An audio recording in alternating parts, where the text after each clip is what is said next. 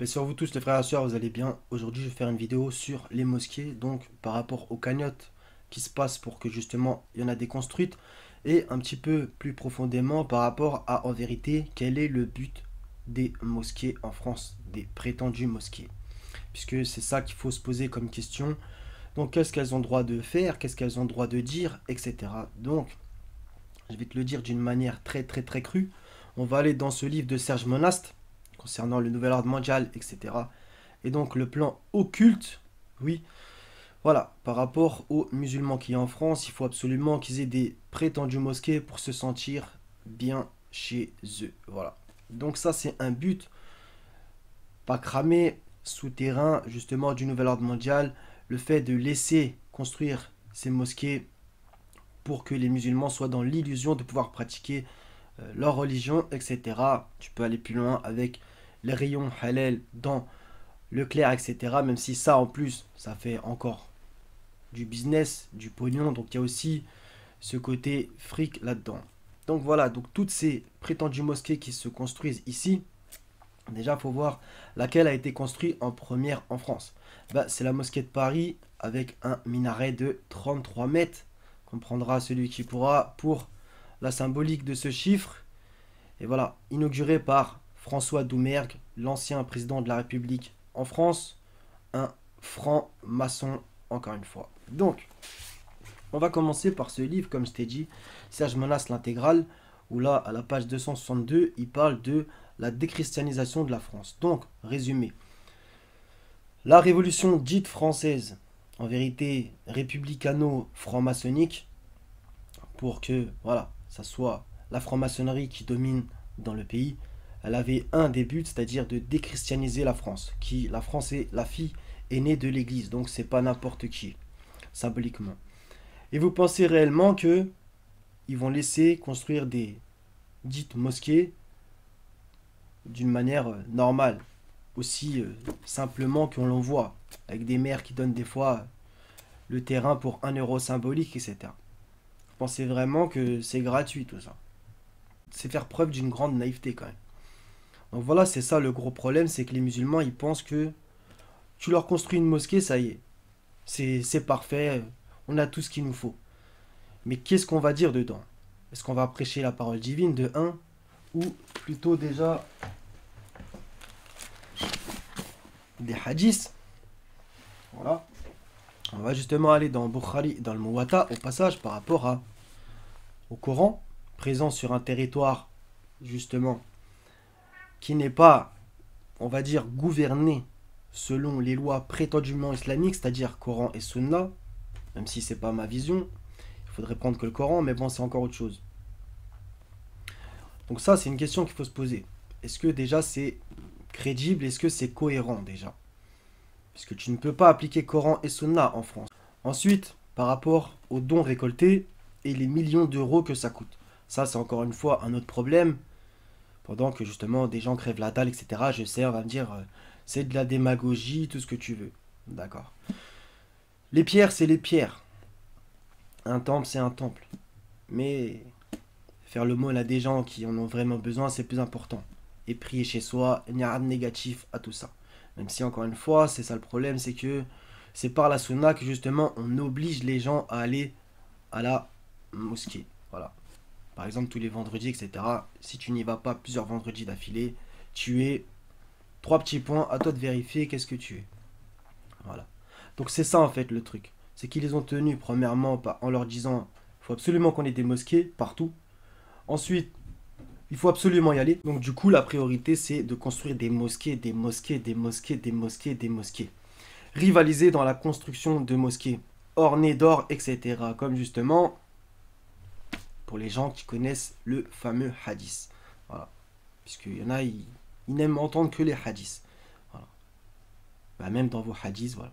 Ensuite, il y a d'autres points, c'est que les mosquées sont du coup un point de fixation afin d'attirer les musulmans. C'est aussi bête que ça. Voilà. Pour un but bien plus sombre, qui n'est pas déclaré ouvertement, bien entendu, de par les imams ou autres, ils vont surtout jamais vous dire ça. C'est que sur le territoire français, il faut qu'il y ait ça. Vous m'avez compris, d'accord? comprendra celui qui réfléchira. Voilà le réel but. Ben oui, pour qu'il y ait une guerre, il faut qu'il y ait deux camps.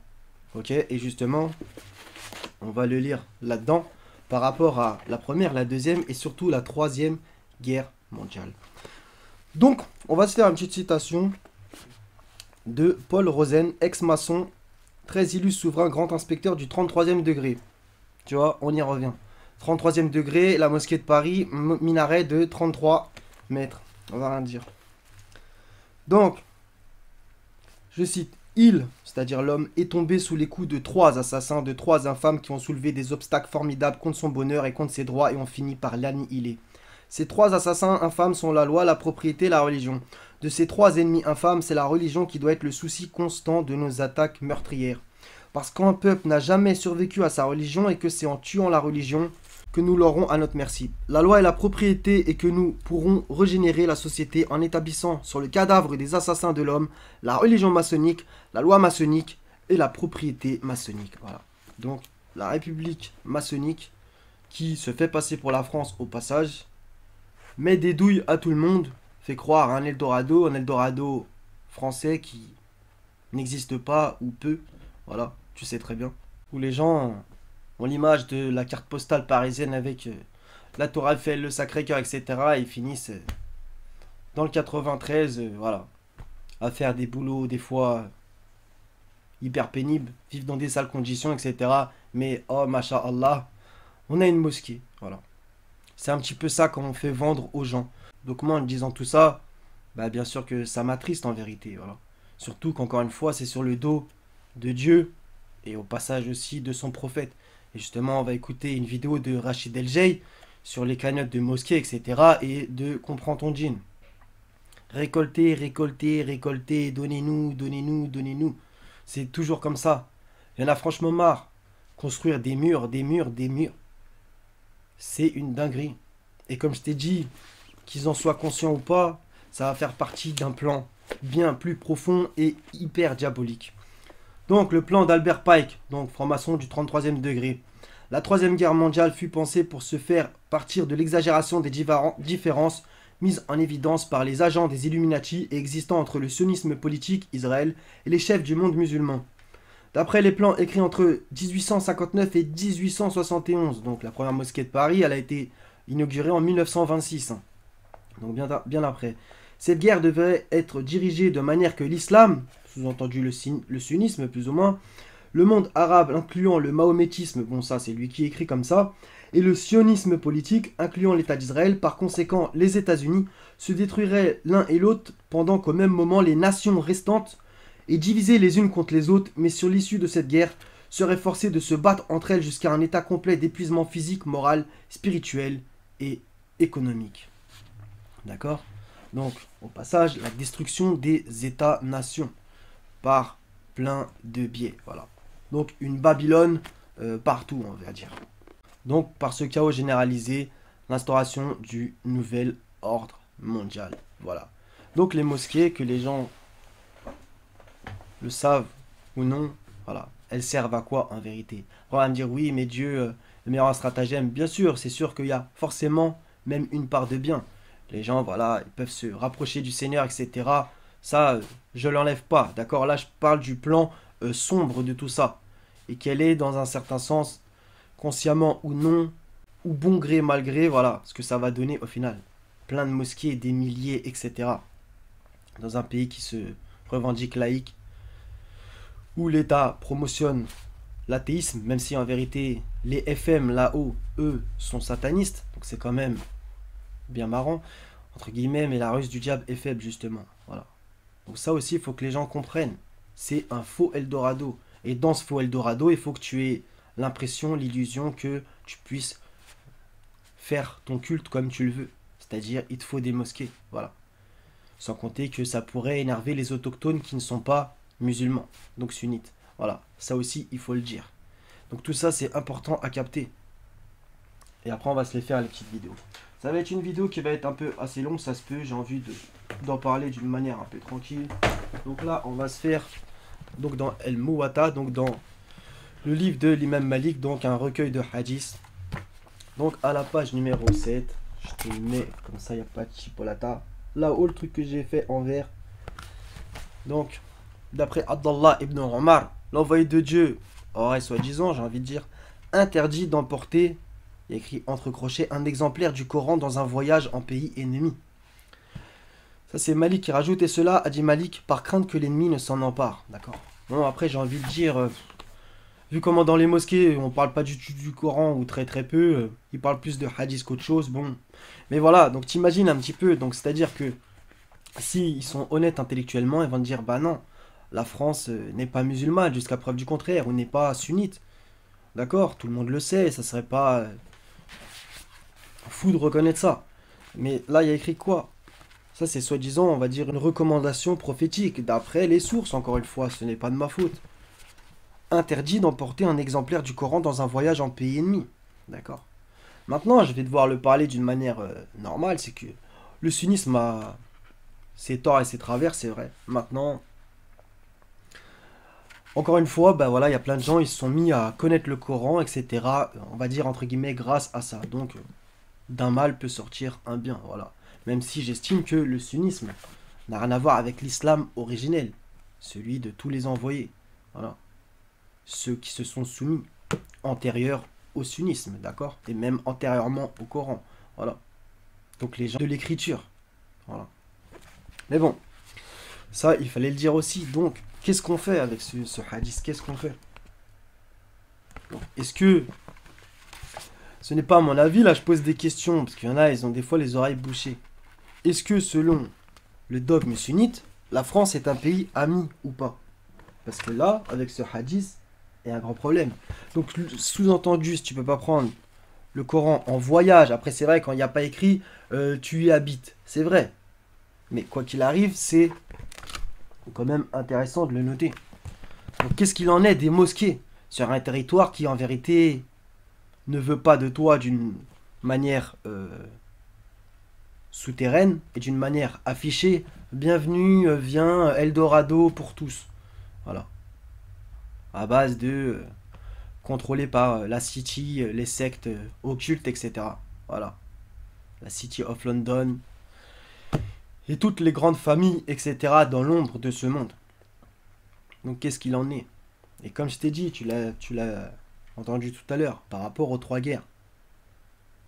Il faut qu'il y ait des affrontements, il faut qu'il y ait des affrontements, et il faut qu'il y ait deux camps, particulièrement en Europe. Et c'est comme ça qu'ils ont fait les deux camps. Voilà. En acceptant que les gens viennent ici et là dans les pays européens. Voilà.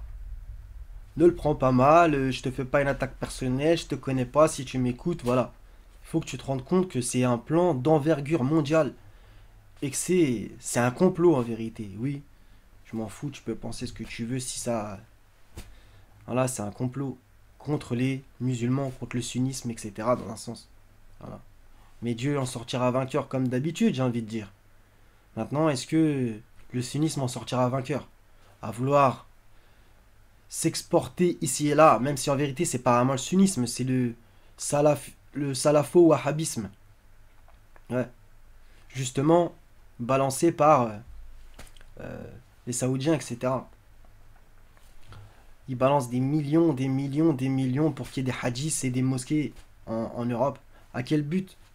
Parce qu'en vérité, si on est honnête dans la doctrine dite sunnite ou le sunnisme originel ou le sunnisme actuel, bref, le salafisme, le wahhabisme, bref, qui tu veux, toutes les religions, dans un certain sens, ont vocation à avoir une expansion mondiale, d'accord? Donc si tu leur demandais, est-ce que vous voulez que la France soit sunnite, ils vont te dire oui, on signe en bas de la feuille. Ouais. Donc pourquoi faire autant de mosquées en fait? Pourquoi? À quel but? Mais est-ce que c'est pour appeler à Dieu ou pour récolter des cagnottes ou je sais pas quoi? C'est quoi le but en fait? On va parler de quoi en fait dans vos dites mosquées? De Boukhari toute la journée. Mais il faut appeler à Dieu quand même, non? Au bout d'un moment. Parce que la prétention d'appeler à Dieu, c'est bien gentil, mais ça marche pas. Donc relire Sourate 9, versets 107 à 110, par exemple. Voilà. Donc on va continuer. Dans Bukhari, tome 2, édition Dar Kutub el-Ilmiya, à la page 282. En plus c'est intéressant, c'est écrit livre de mérite de la nuit d'Al-Qadr. Puisque justement, je recherchais des trucs là-dessus, puisque, soi-disant, ça serait maintenant. Bref, donc c'est un hadith qui va être intéressant sur le style de mosquée de l'époque, en fait. D'accord? Donc, etc., etc. Je me suis vu dans mon rêve en train de faire le soujoud sur de l'eau et de la boue, et celui qui fait la retraite spirituelle avec l'envoyé d'Allah doit rentrer. Donc, et nous étions rentrés alors que nous ne voyions pas le moindre petit nuage, après quoi un nuage est arrivé et il a plu si bien que l'eau a coulé par le plafond de la mosquée, qui était fait de branches de palmier, et l'appel à la prière était lancé. J'ai vu l'envoyé d'Allah qui faisait le soujoud sur de l'eau et de la boue, si bien que j'ai remarqué la trace de la boue sur son front. Pourquoi je te cite ça? Parce que voilà, les mosquées maintenant, 1 million, 5 millions, on sait plus combien, bref, hyper cher. Même ça va me dire, oui, mais c'est la maison de Dieu, prétendument. Il faut que ça soit un bel édifice. J'entends entre guillemets cet argument, mais toujours ça veut soi-disant imiter le prophète, soi-disant, hein, selon ce qu'on raconte de lui et de sa vie, soi-disant, moi j'y crois pas, mais bon. Mais par contre, quand c'est pour imiter sa mosquée, là ça veut plus. Bon, donc là je pose la question. Pourquoi là il n'y a plus de mosquées qui sont faites comme ça, d'une manière humble, enfin très peu. Après je les connais pas toutes non plus. Jouons pas sur les mots. Je te parle des mosquées que tu as plus ou moins toujours vues. On va me dire oui mais il y a des gens, ils font des mosquées dans des caves. Ben justement, c'est pas une mosquée. Donc tu vois, un appel à l'humilité. Regarde. Le plafond fait de branches de palmier. On va me dire oui mais c'était dans le désert donc du coup c'est pas pareil. Oui c'est vrai. Mais regarde maintenant les mosquées d'aujourd'hui. C'est un délire. Des parkings, des trucs des fois, etc. Des millions et des millions. Et c'est toujours les mêmes qui donnent. Par la crédulité et par le même hadith toujours utilisé, utilisé, utilisé. Celui qui construit une maison pour Allah, là, lui construira une maison dans le paradis. Donc comme d'habitude. La vente du paradis, à prix discount. Tu me donnes de l'argent, tiens. Ça te sera redonné là-haut, limite pareil. Mais ça, on n'en sait rien, c'est Dieu qui sait. Donc c'est terminé sur ça, on va passer aux vidéos. Assalamu alaikum wa rahmatullahi wa barakatuh, mes chers frères et sœurs, c'est l'occasion. Innamal a'malu bil khawatim, les actions ne valent que par leur fin. Il nous reste quelques jours et je vous Attention. ici donne l'occasion de participer à un magnifique et grand projet, un grand centre culturel et islamique qui va accueillir des milliers de fidèles, Inch'Allah ta'ala. Il y aura des salles de cours, salles de prière, des salles adaptées pour les jeûneurs, pour rompre le jeûne du Ramadan, etc. C'est dans la grande ville de Rennes. Alors c'est des frères que je connais personnellement, des frères très sérieux. Ils ont lancé le projet, l'accord a été donné avec la mairie, alhamdoulilah. Ils Avec la mairie, ouais. travaillent tous ensemble, donc c'est un projet Et avec Marianne? fiable. Pour celles et ceux qui veulent investir pour l'au-delà et cherchent des projets qui rapportent énorme, c'est l'occasion. Je vous mets le lien en dessous de la vidéo ou au-dessus de la vidéo. On dirait que tu travailles à Wall Street. Vous pouvez aller et participer avec ce que vous pouvez. Là, les actions sont multipliées, les aumônes sont multipliées. Ouais, c'est multiplié, c'est un truc de ouf. Franchement, on dirait que t'es un trader. C'est des investissements, Inch'Allah ta'ala, qui vont perdurer dans le temps. Puisque quand vous allez mettre votre pierre à l'édifice, hein, eh bien, bi'idnillahi tabaraka wa ta'ala, chaque prière, chaque invocation et chaque enfant ou adulte qui apprendra quoi que ce soit dans la religion, vous en serez la cause, Inch'Allah, vous serez récompensé. C'est parti, allez-y, Inch'Allah. Donc, ouais, en plus, la sadaqa jariya, donc, même tes morts, tes actions continuent, etc. Bon. La ilaha illallah. Donc, bref. Donc, mettre sa pierre à l'édifice, ouais, mais comme je t'ai dit tout à l'heure, frérot, sœurette, là, qui m'écoute, c'est un faux Eldorado. Et je sais qu'il y en a qui ont des bonnes intentions, ils veulent, voilà, ils veulent que les gens puissent se rassembler, ils veulent faire des prières ensemble. Je sais, je comprends. Mais il faut comprendre surtout le plan derrière. Le plan derrière. Parce qu'après, quand il y a des mosquées profanées, ou même que ce soit des églises et autres, après les gens ils pleurent. Voilà. Bon, pour les églises, c'est pas vraiment pareil, puisque c'est un pays quand même qui a été chrétien pendant des siècles et des siècles et des siècles. D'accord? Mais comme je t'ai dit, c'est un faux Eldorado. Quand est-ce que les gens vont comprendre? C'est un faux Eldorado. En tout cas, pour pratiquer ton djinn. Le sunnisme. C'est un faux Eldorado. Je sais, ça fait mal. Peut-être tu vas m'en vouloir dire tout ça, etc. C'est pas grave. C'est un faux Eldorado. Et l'avenir nous dira. L'avenir nous dira. Tu vois pas la situation dans ce moment. C'est l'inflation. Il y a des problèmes de partout. Dans tous les domaines. Et eux, ils arrivent avec leur grand sourire, à construisez des mosquées. Ça se peut, tu verras même pas la fin d'une construction. Que ici, ça va partir en vrille entre les gens. Regarde, ça se tape pour du Nutella. Rappelle-toi pendant le truc là où ils nous ont enfermés, là. Rappelle-toi bien les gens, leur comportement. Ou pour la pique-pique. Ils étaient prêts à tout pour des fois aller dans un café. Ou même pour faire votre pèlerinage là. Les savants, entre guillemets. Ouais, allez, faites-vous piquer. Comme ça, vous pouvez venir. Rappelle-toi bien de tout ça. Quand le nouvel ordre mondial, ils ont dit stop. Les dites mosquées, bye bye. Rappelle-toi bien. Alors imagine. Ça va être pire. Imagine. Donc toi, tu dis une pierre à l'édifice. Ouais, mais à Sodome, les gens, ils ont pris des pierres. Justement. Et il y a des pierres qui s'affaissent par crainte d'Allah. Il y a des pierres et des hommes qui seront le combustible du feu de l'enfer. Comme Jésus l'a dit, par exemple. Je vous le dis en vérité, il ne restera pas pierre sur pierre. Sous-entendu du temple. Et ils ont dit, ouais, mais on a mis 46 ans pour le bâtir. Et alors?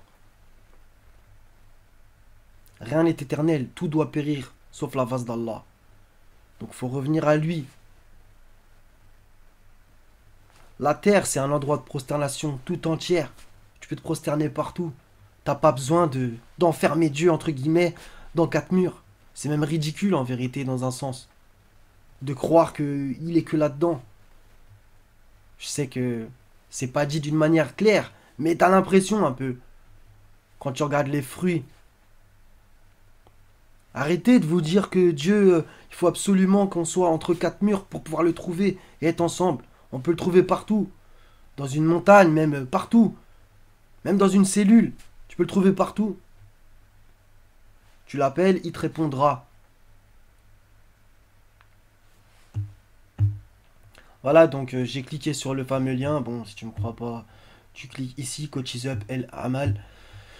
Voilà, donc 42 649 euros. Donc sa vidéo, au passage, je l'ai pas dit, mais elle date de il y a 15 heures. Donc grosso modo, là on est le 18/4, il est 17h et quelques. Voilà, donc 42 649 sur 150 000 balles, lancé il y a 28 jours. Donc j'ai été justement sur le site, donc il y a écrit, nous avons déjà récolté 117 405,19 euros. Montant récolté en date du 17 avril 2023, mise à jour chaque lundi. Bon, j'ai pas trop capté. On voit déjà 2 chiffres. Celui qui construit une mosquée pour Allah, Allah lui construit son équivalent dans le paradis, comme tu vois, comme d'habitude, ça aussi. Donc si tu regarderas la vidéo dans 1, 2, 3, 4 jours, tu verras que la cagnotte elle aura forcément augmenté. Donc par exemple, on va sur le site de El Amal, donc tu vois bien que c'est le même. Regarde, bim. Tu vas tout en dessous, foire aux questions, comment procéder pour faire un don, etc. À quelle date les travaux de construction vont-ils vraiment débuter? Les premiers travaux d'aménagement de terrain et de construction de la mosquée pourront débuter dès que la somme de 150 000 E aura été récoltée. Donc tu vois, en fait, la cagnotte, c'est seulement, voilà, sur 150 000 balles. J'ai l'impression, je ne voudrais pas non plus les calomnier, mais qu'elle va seulement le début, les premiers travaux d'aménagement du terrain. Ça sera pour 150 000 balles. Mais combien sera le coût réel? Combien? Le coût, à quelle date de la mosquée sera-t-elle prêt à accueillir les fidèles et le centre culturel islamique, etc. La priorité est donnée à la construction de la mosquée El Amal, puis dans un second temps au centre culturel islamique. Les dates de fin de travaux concernant les deux projets dépendent des dons récoltés. Il faut compter approximativement 5 millions d'euros de budget pour mener à bien la construction des deux établissements. La moitié étant prévue pour la mosquée et l'autre moitié pour le centre culturel islamique. Donc voilà, donc t'es à 5 bars. Voilà. Donc voilà. On va continuer par une autre vidéo. Donc c'est comprends ton jean, etc. J'ai besoin de vous le 12 avril, etc. Donc comme d'habitude, toujours pendant la période du Ramadan, soi-disant, entre guillemets. Et voilà, donc Coachisup, mosquée de Fleury-les-Aubrais, voilà, Orléans. Donc voici presque un an que nous avons lancé les travaux, 1er avril 2022, etc.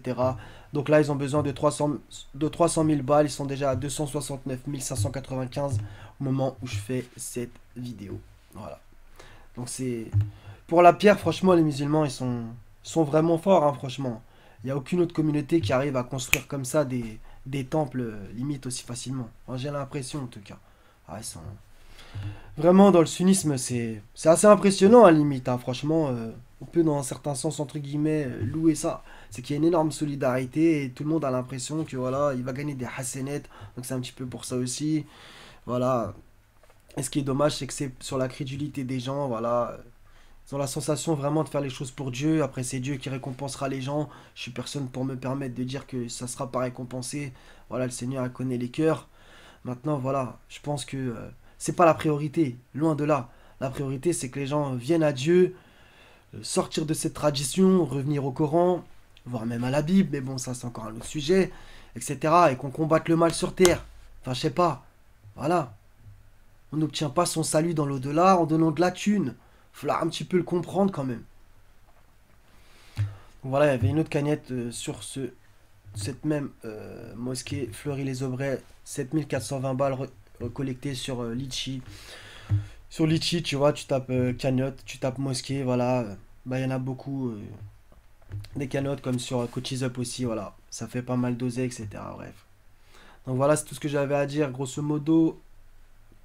Donc les mosquées en France, elles sont destinées à quoi? Comme je te l'ai dit, c'est un but occulte en vérité, se servir des musulmans pour qu'il y ait un common entre les musulmans et les autres, on va dire. Voilà, comprendra celui qui pourra. C'est un plan occulte de la part du nouvel ordre mondial, de la part des grosses têtes. Je sais, c'est difficile à digérer, etc. C'est pas de ma faute. Voilà. Donc, le Seigneur qui nous aide tous, qui fasse en sorte que on comprenne un petit peu ce qui se passe justement. Voilà, aussi regarder justement dans un certain sens l'actualité, parce qu'il y a plein de choses qui vont très mal, comme je te l'ai dit, et en vérité tu le sais, voire même tu le sais mieux que moi. Et voilà. Donc est-ce que les pierres vont servir à quelque chose à un moment donné? Et voilà, si l'autre il n'est pas d'accord de ce qui s'y prêche dans la mosquée, tu sais très bien que fermeture à coup de clé, comprendra celui qui pourra.